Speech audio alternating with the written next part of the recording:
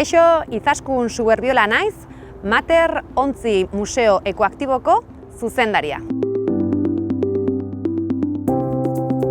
Mater gara, ingurumen hezkuntza zentro berritzailea, egurrez eraikitako euskal azken atunontzi handia, desguazetik salbatu genuen, ontzi museo ekoaktiboan bihurtuz.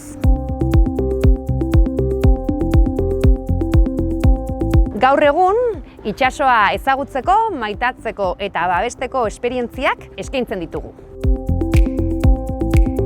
Gure portu basea Pasaian dago, hemen jaio zen gure elkartea, Itsasgela Aula del Mar, gure itsasoa eta gure ingurumena babesteko.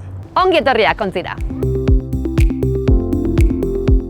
Zero zabor uretan, hondakinen prebentziorako gure kanpaina garrantzitsua da, zeina udalerri ezberdinak batzen dituen itsaso hondakinen aurka ekiteko oinarritik.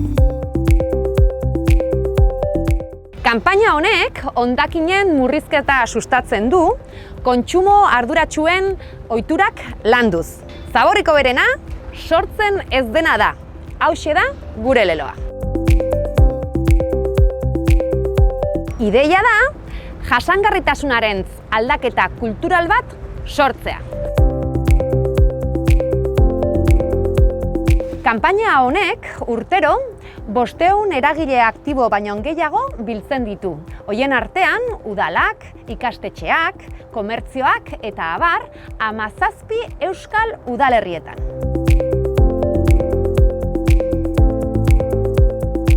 Gainera, uztailan, itsasontziarekin egiten dugun portuz portuko trabesian, 3000 pertsona baino gehiago parte hartzen dute bertako jardueretan. Adibidez, itsasondakinen arrantzak eta bilketak, tailer didaktikoak edo zabor eta bioren kalejirak.